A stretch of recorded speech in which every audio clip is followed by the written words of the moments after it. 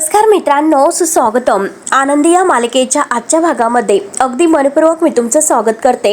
आजच्या भागामध्ये आता जेव्हा सगळेजण आतमध्ये जातात पूजा वगैरे झाल्यानंतर, तर आता हा जो विद्याधर आहे तर तो विद्याधर मात्र हा आनंदीला म्हणतो की आनंदी, आनंद गडे, भविष्यामध्ये येणार आहे नव्या संकटाची नांदी आणि त्यासाठी तू तयार राहा असे बोलून तिच्याकडे बघत असतो. आणि प्रसाद आपल्या तोंडामध्ये टाकून आनंदी ही आनंदगडे असे बोलत मात्र तो आपल्या रूममध्ये निघून जातो. तेव्हा आनंदी बिचारी रडत असते.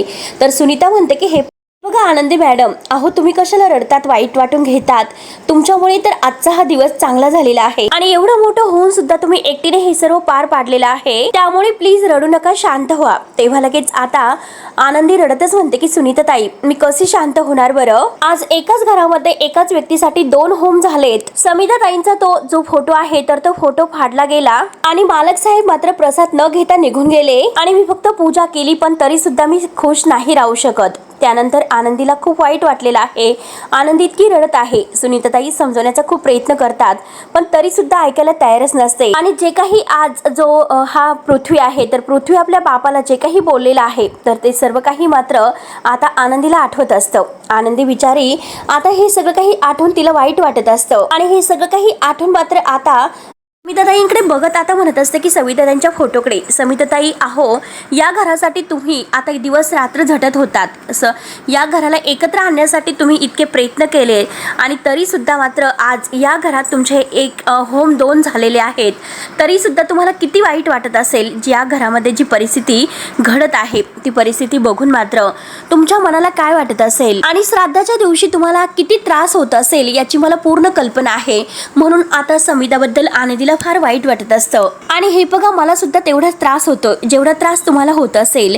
आणि त्याचे फोटो फाटलेले आहे तर ते दोन्ही फोटो आता एकत्र करून आनंदी त्या फोटोकडे पाहत आहे. त्यानंतर युगंधर आपल्या रूममध्ये आलेला असतो आणि रूममध्ये येऊन मात्र आता तो तेथे विचारच करत बसलेला आहे आज जे काही घडलेलं आहे त्याबद्दल. आणि पृथ्वीचं बोलणं सगळं काही त्याला आठवत असतं की पृथ्वीने सगळ्यांच्या समोर आपल्याला किती आरोपी ठरवले, कारण आईबद्दल माझ्या मनामध्ये आता इतकं प्रेम वगैरे होतं आणि त्याने माझ्या बायकोबद्दल इतकं प्रेम असून सुद्धा आज त्याच्या मुलाने इतकं म्हणजे स्वतःवर आरोप केलेले आहेत. हे सुद्धा बघून आणि ऐकून त्याला आता खूपच वाईट वाटत असतं. माझ्या आईने मात्र स्वतःचे पैसे लावले, स्वतःची मेहनत लावली, तेव्हा तुम्ही हे साम्राज्य बघून शकलात. तिच्यामुळे हे सर्व आहे, नाहीतर तुम्ही रस्त्यावर आला होतात आणि तुम्हाला कोण विचारत होता? माझ्या आईमुळे हे सगळं काही झालेलं आहे. हे जे आरोप सगळे मात्र पृथ्वीने केलेले आहेत त्या सगळ्याचा तो बारीक विचार करत असतो आणि खरंच त्याला खूप टेन्शन येतं. एक नवरा म्हणून तुम्ही नाकारते होताच आणि आता एक बाप म्हणून सुद्धा नाकारते आहात. आणि ह्या पृथ्वीने मात्र एका घरामध्ये आता समिताचे 2 हवन केलेले असतात. या सगळ्याचं त्याला तर खूप टेन्शन येत असतं. आणि जो काही घडलेला प्रकार म्हणजे समिताचा फोटो आता ओळखाने फुटला, त्या पोस्टरचे सुद्धा 2 तुकडे झालेत. समिताच्या जीवाला काय वाटलं असेल म्हणून आता युगंधरला फार टेन्शन येतं. सारखे त्याच्या डोळ्यासमोर घडलेला प्रकारच आठवतो. त्यानंतर इकडे आनंदी तो फोटो उचलून आता इकडे रूम मध्ये घेऊन येते आणि तो फोटो चिटकवते. आनंदीला व्यवस्थित दिसत नाही तरी सुद्धा मात्र ती व्यवस्थित तो फोटो आता म्हणजे असा फाटलेला आहे तर त्याचे 2 तुकडे झालेले आहेत. तर ते 2 तुकडे मात्र ती आता व्यवस्थित इकडे जुळण्याचा प्रयत्न करत असते. परंतु आनंदी मात्र खूप रडत आहे. तिला मात्र आता हे समिताचा फोटो फाटलेला बघून खूप वाईट वाटत असतं. तेव्हा आता सुनीताताई हे सर्व बघतात आणि म्हणतात की हे बघा आनंदीताई, अहो प्लीज तुम्ही शांत व्हा, रडू नका, स्वतःला काय इतका त्रास करून घेता, मी तुम्हाला पाणी प्यायला देऊ का असं विचारते. तर आनंदी म्हणते की नाही सुनीताताई, प्लीज मला थोड्या वेळ एकटीला सोडा. आनंदी मात्र आपलं गाठोडं घेऊन आता खूप रडत असते. तिला इतकं वाईट वाटलेलं असतं. सगळ्यांपेक्षा त्रास आता तिला जास्त होत असतो, कारण या घराला तिने आपलं मानलेलं असतं आणि मालक साहेबांना आज जे काही त्यांच्या मुलाने इतके आरोप केले त्याचं इतकं वाईट वाटलेलं असतं. म्हणून मात्र आणि आनंदी फक्त रडत असते, रडतही असते. आता किचनच्या तेथे एका कोपऱ्याला ती बसते आणि हे सगळं काही आठवून ती रडत आहे. त्यानंतर मात्र आता इकडे ही 3ही मुलं आता रूममध्ये येतात आणि रूममध्ये आल्यानंतर आता त्यांना प्रत्येकाने प्रत्येक क्षण आपल्या आईचा आठवतो. त्या गाजा घालवलेल्या आठवणी, ते सगळं काही आता वस्तू, हे सगळं काही जिथल्या तिथं आहे, हे सगळं काही अगदी हात लावून ते इकडे तिकडे कोपरा ना कोपरा पाहत असतात आणि तिघांच्याही डोळ्यात पाणी येत असतं, खूप रडत असतात. तेव्हा प्रांजल आता पृथ्वीला म्हणतो की अरे दादा हे बघ, ह्या खोलीमध्ये पाऊल ठेवलं तर त्रास होतो, कसं तरी वाटायला लागतं आणि सगळ्या आईच्या आठवणी. आणि काय वाटतं तुला माहिती आहे का, का आई कुठल्याही क्षणी येईल आणि माझा हात हातामध्ये घेईल आणि मला जवळ घेईल म्हणून प्रांजल आता खूप रडत असतो. त्याला खूप आपल्या आईची आठवण येते आणि माझ्या डोक्यावरून हात फिरवेल. तेव्हा आता प्रांजलला इतकी आईची आठवण येत असते आणि तेवढ्यात मिताली सुद्धा म्हणते की हो ना, खरंच आई आपल्यामध्ये नाही हे सत्य खरंच खायला उठतं. प्रत्येक गोष्टीमध्ये तिची आठवण येते. तेव्हा आता पृथ्वी काही बोलत नसतो तर लगेच प्रांजल रडतच म्हणतो की दादा अरे बोल प्लीज, काहीतरी बोल. तेव्हा मिताली सुद्धा म्हणते की पृथ्वी दादा अरे बोल ना काहीतरी, प्लीज बोल ना काहीतरी. तेव्हा लगेच आता पृथ्वी दोघांनाही जवळ घेतो. दोघेही खूप रडत असतात.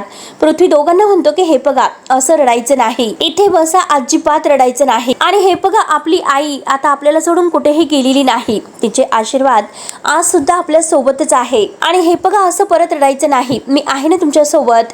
मी काही तुम्हाला आईबद्दल आता हे खरंच वाईट वाटून देणार नाही. प्लीज मी आहे तुमच्या सोबत. एका पहाडासारखा मी तुमच्या अगदी कायम सोबत असेल. तेव्हा आता दोघेही खुश होतात. तर पृथ्वी म्हणतो की चला दोघेही आता फ्रेश होऊयात. तेव्हा ही तिघही आपापली बॅग घेतात आणि पृथ्वी मात्र इकडे तिकडे पाहतो आणि त्याला मात्र आता खूपच राग येतो. कारण तो आता स्वतःच्या मनात म्हणतो की ह्या मिस्टर निंबाळकरची माझ्या खोलीमध्ये असणाऱ्या वस्तूला हात लावण्याची हिंमतच कशी झाली. आणि तेव्हा तो रागाने मात्र आता तेथील ज्या वस्तू आहेत तर ते इकडे तिकडे फिरवत असतो. आणि आता मात्र प्रांजल आणि मिताली त्याला म्हणतात की काय झालं, अरे दादा काय झालं, तू असं का करतोस, नक्की हे काय आहे, तू का असं वागतोस. तेव्हा लगेच आता पृथ्वी म्हणतो की हे बघा तुम्ही दोघंही शांत बसा, प्लीज दोघंही शांत बसा. अरे तुम्हाला कळतं का काय झालेलं आहे, कारण या निंबाळकरची हिंमतच कशी झाली माझ्या ह्या म्हणजे रूममध्ये इंटरफेअर करण्याची. कारण आपण नसताना मात्र त्यांनी ह्या रूममध्ये इंटरफेअर केलेला आहे. आता मात्र पृथ्वी युगंधरचा इतका का तिरस्कार करत असेल. आणि तो डायरेक्ट म्हणतो की मला माझ्या आयुष्यामध्ये, माझ्या खोलीमध्ये आणि माझ्या कोणत्याही लाईफमध्ये आता खरंच इंटरफेअर केलेलं मला नाही चालणार. आणि आजपासून या खोलीमध्ये त्यांचं नाव कोणीही उच्चारणार नाही आणि मी स्वतः सुद्धा आता कधीही त्यांचं नाव घेणार नाही. तेव्हा प्रांजल म्हणतो की हे बघ दादा शांत हो. परंतु पृथ्वी काही ऐकायला तयारच नसतो. तो सारखा आता युगंधरचा तिरस्कारच करत असतो. असं काय झालेलं असेल की त्याला इतका तिरस्कार मात्र आपल्या बापांचा येतो. कारण आपल्या आईला इतकं प्रेम करून सुद्धा आपले मुलं असं का आपल्यावर आरोप करत असतील याचं युगंधरला सुद्धा फार वाईट वाटतं. तेव्हा प्रांजल आणि मिताली पृथ्वीला समजतात की हे बघ दादा तू शांत हो, इट्स ओके, आय प्रॉमिस. तर मिताली म्हणते की हे बघ इट्स ओके, एकदा तू माझं ऐकशील का, तू बस बरं. म्हणून त्याच्या हाताला धरून आता ते तिथे त्याला खुर्चीवर बसवतात. तेव्हा मिताली त्याला शांत करते आणि हे सर्व तू काय करतो, शांत हो बरं. आणि हे बघ मला माहिती आहे की तुझ्या मनामध्ये त्यांच्याविषयी प्रचंड राग आहे आणि मला हे सुद्धा माहिती आहे की त्या रागामागे काहीतरी कारण सुद्धा आहेत. पण कितीही काही झालं तरी अरे ते आपले बाबा आहेत. हे बघ जशी आपली आई त्यांना सोडून गेली तशी त्यांची सुद्धा बायको त्यांना सोडून गेलेली आहे याचा विचार कर ना दादा तू. अरे हे बघ ऍटलिस्ट म्हणजे आपण एकमेकांना आपली दुःख तरी शेअर करू शकतो. आणि तू विचार कर की त्यांच्याकडे आपल्याशिवाय कोण आहे, आपणच त्यांना समजून घ्यायला नको का. अरे एकदा तरी प्लीज तू विचार कर पृथ्वी दादा. अरे आपण तर एकटे आहोतच परंतु तसेच ते आपल्यासारखे एकटे आहेत. तेव्हा आता पृथ्वीला फारच राग येतो. पृथ्वी म्हणतो की जा तू एकदाची जा आणि त्यांच्याबरोबर बोल, कारण तुला त्यांच्याबद्दल इतका पुळका आहे. तेव्हा आता मिताली म्हणते की अरे तू एकदा तरी प्लीज समजून घे. अरे पुळका नाही मला त्यांच्याबद्दल, पण त्यांचा मनाचा विचार कर, त्यांना समजून घेण्याचा म्हणजे तू विचार करणार आहे दादा. म्हणून आता मिताली सुद्धा पृथ्वीला समजवण्याचा प्रयत्न करते. जसं आपल्याला वाईट वाटतं तसं त्यांना सुद्धा खूप वाईट वाटत असेल आणि तू त्यांच्याबद्दल असं काहीतरी बोलतो याचा एकदा विचार कर, हेच मी तुला समजवण्याचा प्रयत्न करते. परंतु पृथ्वी काही ऐकायला तयारच नसतो. पृथ्वी म्हणतो की नाही तुम्हाला त्यांच्याबद्दल इतकाच पुळका आहे तर तुम्ही त्यांच्याकडे जा आणि जा. आणि पृथ्वी डायरेक्ट म्हणतो की हे फक्त तसं नाही, कारण मला त्या माणसाचं नाव खोलीमध्ये कोणीही घ्यायला नकोच, मला त्या माणसाच्या कोणत्याही आठवणी येथे रूममध्ये नको. आणि तेवढ्यात तिथे शिल्पा आलेली असते. शिल्पा मात्र आता यांचं सगळं काही बोलणं ऐकून घेत असते. तेव्हा आता पृथ्वी म्हणतो की हे बघा जर तुम्हाला त्यांच्या बाजूने समजून घ्यायचं असेल तर तुम्ही प्लीज माझ्याशी कोणताही संबंध ठेवू नका, कारण तुम्हाला त्यांच्याकडे जायचं असेल तर तुम्ही जाऊ शकतात. आणि तेवढ्यात शिल्पा ही सर्व ऐकते आणि शिल्पा म्हणते की बरं म्हणजे तुम्हाला माझ्याशी सुद्धा काही संबंध ठेवायचा नसेल. तेव्हा शिल्पा असं म्हटल्यानंतर सगळेजण आता शांत होतात आणि आता एकमेकांकडे पाहत असतात. तेव्हा मात्र शिल्पा आतमध्ये येते तर पृथ्वी तिच्या पाया पडतो. शिल्पा म्हणते की सुखी राहा. म्हणतो की आत्या अगं तुझ्याशी संबंध ठेवणार नाही असं कधी होईल का. तेव्हा आता शिल्पा त्याला समजवण्याचा प्रयत्न करत आहे की इतकी वर्ष झाली तरी सुद्धा युगंधर विषयी तुझ्या मनामध्ये इतका राग आहे, इतका द्वेष आहे. तेव्हा मात्र आता हा पृथ्वी आत्याला काही बोलून देत नसतो. तो म्हणतो की आत्या परत मात्र मला ते विषय नकोय. कारण तो माणूस माझ्यासाठी इतका सुद्धा महत्वाचा नाही की त्यासाठी मात्र मी दिवस रात्र बोलत राहील, आणि इतका वेळ सुद्धा माझ्याकडे नाही. आणि आता मात्र तो विषय बदलतो. आत्याला हसवतो. आत्याला विचारतो की तू तुझ्या लाडक्याला भेटली की नाही, म्हणजे प्रांजलला. तेव्हा आता प्रांजल म्हणतो की तेच ना, कमॉन अगं आत्या, तुम्हाला कधी भेटणार आहेस बरं. आणि तेव्हा शिल्पा लगेच धावतच प्रांजल जवळ येते. दोघे एकमेकांना घट्ट मिठी मारतात. प्रांजल खुश होत आत्तू आत्तू करत असतो आणि आत्तूला खूप खुश होत भेटतो. आणि आता तिघेही खूप खुश असतात. तर शिल्पा विचारते की अरे प्रांजल, तू कसं आहेस, आणि काय रे, तुला तिकडे खाण्यासाठी वगैरे काही मिळतं की नाही, बघ ना कसं झालास, काय करून ठेवलं हेस, बघ ना. तेव्हा आता प्रांजल म्हणतो की हे बघ अगं ओके आत्या, तुला भेटून खरंच मला खूप आनंद झालेला आहे, काय सांगू तुला. तर शिल्पा म्हणते की बघ खोटं बोलू नकोस, अरे तू मला मिस केलं असतं तर आजपर्यंत फोन केला नसता का. आणि दोघंही आता एकदम एकमेकांशी शांतपणे बोलत असतात. तर आत्या त्याला विचारते की गुपचूप, मी तुला मागच्या वेळेस पैसे पाठवले होते, ते पैसे तुला पुरलेत ना. तेव्हा आता प्रांजल म्हणतो की हो हो हो हो आत्या, परंतु जरा वेट कर. आणि तेवढ्यात तो आपली बॅग उचकतो. बॅग मधून तो काहीतरी काढत असतो. आणि तेवढ्यात मात्र प्रांजल आपल्या म्हणजे बॅग मधून काहीतरी घेऊन येतो. तोपर्यंत आत्या ही मितालीला भेटते. तिला घट्ट मिठी मारते आणि तू कशी आहेस म्हणून तिची विचारपूस करते. मिताली म्हणते की आत्या, मी एकदम खुश आहे, तू काही काळजी करू नकोस. तेवढ्यात प्रांजल काहीतरी घेऊन येतो. आत्याला म्हणतो की आत्या ओके, ए बघ इकडे बरं. आणि आत्यासाठी त्याने मस्त गिफ्ट आणलेलं असतं. तो गिफ्ट तो आत्याच्या हातात देतो. आत्या खुश होत थँक्यू असं म्हणते. आता प्रांजल आत्याशी गोड गोड बोलत असतो आणि म्हणतो की हे बघ आत्या, अगं एक खूप मोठा इव्हेंट आहे आणि मला तिकडे जायचं आहे. तुम्हाला पैसे पाठवले होते पण ते पैसे संपलेत. तेव्हा आता पृथ्वी म्हणतो की प्रांजल त्याच्यावर ओरडतो. तर प्रांजल म्हणतो की दादू दादू प्लीज, अरे प्लीज, आत्तूकडून पैसे मागणार आहे. तेव्हा शिल्पा लगेच म्हणते की दिले, पैसे दिले. मितालीला खूप हसायला येतं आणि पृथ्वीला सुद्धा. तेव्हा आता प्रांजल खूपच खुश होत आत्याला पुन्हा घट्ट मिठी मारतो आणि आय लव्ह यू असं म्हणतो. आणि तेव्हा तो आपल्या मोबाईल मध्ये पाहतो आणि ते म्हणतो की सॉरी, मी तुम्हाला आत्ता सांगत आहे, मी आता मात्र काहीतरी आता म्हणजे जाणार आहे आउट ऑफ टाउन, माझ्याकडे वेळ नाही, मी तुम्हाला आता हे सर्व काही सांगतो, मी बिझी राहील. आणि छोटीशी बॅग वगैरे घेतो, पाठीला अटकवतो आणि लगेच मी आता जाणार आहे असं म्हणून मात्र आता तो आत्याच्या पाया वगैरे पडतो आणि बाय बाय करत तेथून निघून जातो. तेव्हा आता सगळं काही झाल्यानंतर आत्या थोडीशी शांत होते. तिला असं वाटतं की पृथ्वी आता शांत झालेला आहे आणि ती म्हणते की पृथ्वी बाळा, मला तुझ्याशी थोडंसं बोलायचं होतं. परंतु पृथ्वी म्हणतो की आत्या, मी फ्रेश होऊन येतो. कारण त्याला माहिती असतं की आत्या कोणता विषय काढणार आहे, त्यामुळे तो आत्याला बोलून देत नाही आणि आपल्या रूम मध्ये म्हणजे तिकडे वॉशरूमला निघून जातो. तेव्हा आता मिताली मात्र आत्याला घट्ट मिठी मारते आणि तिला सुद्धा तर रडत असते. त्यानंतर आता इकडे हा विद्याधर मात्र आपल्या रूम मध्ये आता खूपच म्हणजे गाणं वगैरे म्हणत गुणगुणत मोबाईल मध्ये बघत आता बसलेला म्हणजे तेथे बेडवर झोपलेला असतो. आणि तेवढ्यात तेथे आता धनश्री येते. धनश्री मात्र आता विचारमध्येच असते आणि तिला थोडंसं म्हणजे वाईट वाटलेलं असतं. तेव्हा ती आता विद्याधरला म्हणते की अहो हे बघा, घरामध्ये आज मात्र समिता बहिणींचे 2-2 हवन झालेत, पण जरा हे वाईटच झालं ना. तेव्हा लगेच आता हा गाणं गुणगुणतो आणि म्हणतो की हे बघ, मी तर मात्र खूपच खुश आहे. आणि तेवढ्यात धनश्री उठते आणि त्याच्याजवळ येऊन म्हणते की मुलं घरी आली म्हणून तुम्ही खुश आहात ना. तर विद्याधर खुश होत हो असं म्हणतो आणि धनश्री खुश होत म्हणते की काही पण म्हणा, परंतु तुम्ही सरप्राईज तर मस्त दिलं बरं का. तेव्हा लगेच आता विद्याधर उठतो, तिच्याकडे बघत हसतो आणि म्हणतो की धने, या जगात 2 प्रकारच्या बायका असतात, एक रूपाला सुंदर आणि दुसरी आकलीने हुशार. तुझ्याकडे मात्र त्यातील एक सुद्धा गुण नाही. त्यावरती आता तो धनश्रीला बोलत असतो.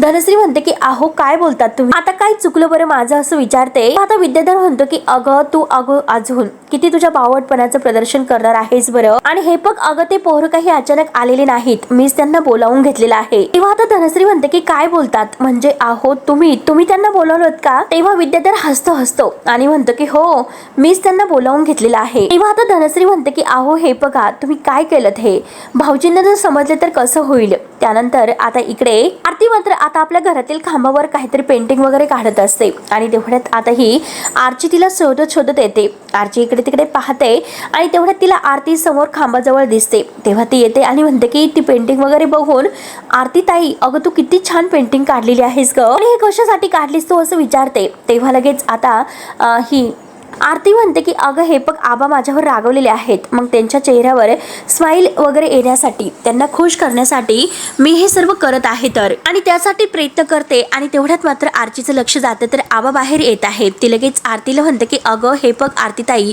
आबा आलेत आबा आलेत. पण त्या दोघी आता दोन खांबामागे लपतात. आणि तेवढ्यात आबा आता समोर येतात. आबा ह्या दोघींकडे पाहत असतात. त्या दोघी आता उभ्या असतात. आबा विचारतात की काय झालं, तुम्ही दोघी अशा का उभ्या आहेत. तेव्हा आता आरती लगेच म्हणते की आबा आबा इकडे या बरं, म्हणून आता ती खांबाजवळ आबांना घेऊन येते आणि आबांना दाखवते की बघा आबा. तेव्हा आता ती मस्त काढलेली पेंटिंग बघून मात्र आबा खूप खुश होतात आणि म्हणतात की काय आरचे, आणि खरंच तुला इतकं छान जमलेलं आहे, एकदम भारी, शब्बास शब्बास आरचे शब्बास. आणि माझी आरची आहेस ती गुणाची आहे आणि तिला इतकं छान सगळं काही जमलेलं आहे, त्यामुळे ही खडीसाखर तुला बक्षीस असेल. आबा मात्र आता आर्चीनेच काढलेला आहे म्हणून तिला ते बक्षीस खडीसाखर द्यायला जातात. परंतु आता आर्ची आपला हात मागे घेते आणि आरतीचा हात पुढे धरते आणि म्हणते की आबा मला नाही तर आरतीताईला, कारण ही पेंटिंग आरतीताईने काढलेली आहे, हे सर्व मी नाही काढलेलं. पण आता आबा म्हणजे तिच्याकडे पाहत असतात. आरती खडीसाखर घेण्यासाठी आपला हात पुढे करते, परंतु आबा अजूनपर्यंत आरतीवर नाराज आहेत आणि ते काही न बोलता आणि तिच्या हातावर खडीसाखर न देता मात्र आता तेथून बाजूला निघून जातात. आरची मात्र आबा आबा करत असते, परंतु आबानं काही न ऐकता अगदी चिडूनच गेलेले असतात. तेव्हा आरची म्हणते की आबा हे बघा आबा, आणि आबाचं कळतच नाही, हे आबा एकदम असे चिडका बिब्बा झालेले आहेत. तेव्हा आरतीला वाईट वाटतं. आरती म्हणते की एवढं काय झालं, आता माझ्याकडून इतकी मोठी काय चूक झालेली आहे म्हणून आबा इतकं ताणतात. तेव्हा आता आरची आबीला म्हणते की हे बघ अगं आरतीताई, तू काही काळजी करू नकोस, मी आहे ना, मी बघ काय करते ते. त्यावरती आरती तिला विचारते की अगं पण तू काय करणार आहेस. तेव्हा आता आरची म्हणते की अगं ते म्हातारे झालेले आहेत ना, त्यामुळे जास्तच हट्टी लहान मुलासारखं वागायला लागलेले आहेत. थांब, आता मी सुद्धा आहे, मी सुद्धा त्यांची हट्टी नात आहे, बघ मी काय करते ते, बघतच राहा तू. त्यानंतर आता इकडे विद्याधर मात्र आता धनश्रीला म्हणतो की काय ग, तू हे सर्व सांगणार आहेस का, तू सांगणार आहेस का. तेव्हा धनश्री घाबरते. धनश्री म्हणते की हे बघ नाही. तेव्हा ती नाही नाही करत असते, परंतु आता हा विद्याधर म्हणतो की हे बघ ती पोरं माझ्या बाजूने आहेत, ती मात्र आता काही सांगणार नाहीत, एक लक्षात ठेव. आणि बघतच राहा की आता काय होतं, रोज या घरामध्ये तमाशा होत राहणार, ती पोरं आणि युगंधर यांच्यामध्ये थिंगी तर पडत राहणारच. आणि घरामध्ये रोज असं होत राहिलं तर मला तर फारच आनंद होईल, कारण त्या युगंधरला धडा शिकवण्यासाठी कोणीतरी आज येथे आलेला आहे. आणि रोज मात्र आता तो सगळा काही तमाशा मला पाहायला मिळेल. शिल्पाताईने काहीही धमकावून दे, शिल्पाताईने काही जरी सांगितलं असलं तरी सुद्धा मी आता त्या पोरांना आनंदी बद्दल सर्व सत्य सांगणार आहेच, मी काही कोणाला घाबरणार नाही. आणि जेव्हा मात्र त्या पोरांना कळेल की आपल्या बापाने आपल्यापेक्षा कमी वयाच्या मुलीशी लग्न केलेलं आहे, आणि त्या दिवशी मात्र या घरामध्ये युगंधरची वरात निघेल आणि त्या वरातीत मात्र मी दारू पिऊन नाचणार, म्हणून तो आता आपल्या रूम मध्ये खूप अगदी खुश होऊन डान्स करत असतो, त्याला इतका आनंद झालेला असतो. तेव्हा आता धनश्री फक्त त्याचं बोलणं ऐकून घेते, काही बोलत नसते. त्यानंतर आता इकडे आनंदी बिचारी अजूनपर्यंत आपलं गाठोडं घेऊन तेथेच आता रडत बसलेली आहे. आनंदीला या सगळ्याचा जास्त धक्का बसलेला असतो, ती खूप रडत असते. तर सुनीताताई आनंदीच्या जवळ येतात आणि म्हणतात की हे बघा आनंदीताई, प्लीज अहो शांत व्हा, प्लीज तुम्ही रडू नका आणि स्वतःला इतका त्रास करून घेऊ नका. परंतु आनंदीचं रडू काही थांबत नसतं, ती रडतच असते. सुनीताताई म्हणतात की आनंदीताई, मी तुम्हाला कधीही इतकं अस्वस्थ आणि इतकं दुःख कधीही बघितलं नव्हतं, प्लीज शांत व्हा. तेव्हा आता आनंदी रडतच सांगायला सुरुवात करते की हे बघा सुनीताताई, ज्या दिवशी मी निंबाळकरांच्या घरामध्ये पहिलं पाऊल टाकलं होतं त्या दिवशी बापू सुद्धा खूप रडले होते, आणि त्या दिवशीच मला समजलं होतं की निंबाळकरांच्या घरामध्ये माझा जो काही इथून पुढचा प्रवास असेल तो खूप असं खडतर असेल, कधी पत्नी म्हणून कधी सून म्हणून, कारण मला इथे या घरात कधीही पूर्ण मान्यता नाही मिळणार. परंतु हे बघा सुनीताताई, तरी सुद्धा मी मनातून ह्या सगळ्या काही संघर्षासाठी तयार होते, पण आता मी एक आई म्हणून आनंदी फारच रडत असते. तेव्हा सुनीताताई विचारत की आनंदीताई काय झालं, तुम्ही का रडतात, आणखी तुम्ही इतक्या शांत का झालात, काहीतरी बोला ना. आणि तेव्हा मात्र आता आनंदी बिचारी खूप रडत असते, ती काही आता उत्तर देत नसते, कारण आता युगंधरची बायको आणि या घरची सून म्हणून आता ती सगळं काही कर्तव्य पार पाडत असते. पण आज तिच्या समोर जे सत्य आलेलं आहे म्हणजे 3 मुलं आता युगंधरला आहे, आणि हे सत्य मात्र तिला आता खात असतं, कारण यांच्यासोबत कसं राहायचं, एक आई म्हणून कसं आपलं निभाव लागायचं याचं तिला वाईट वाटतं.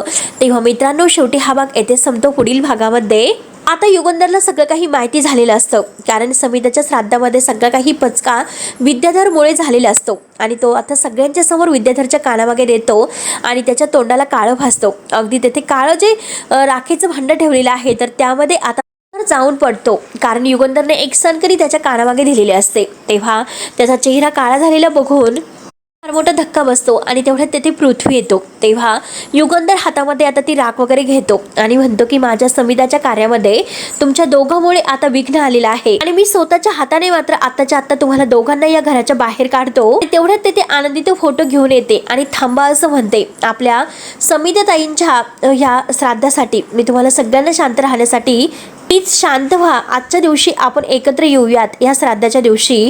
तेव्हा आता पृथ्वी तिच्याकडे पाहतो आणि विचारतो की ही हवन हवन करते, आपलं घर म्हणते, मग ही मुलगी आहे तरी कोण. आता शिल्पा रागाने पाहत असते, परंतु युद्धधरला मात्र हसू येत असतं, कारण आता आनंदी आणि तिच्या युगंधरच्या नात्याबद्दल आता तो सगळं काही मुलांना खरं सांगणार असतो. तेव्हा मित्रांनो, आता पुढे नक्की काय होईल हे बघायला विसरू नका. तोपर्यंत धन्यवाद.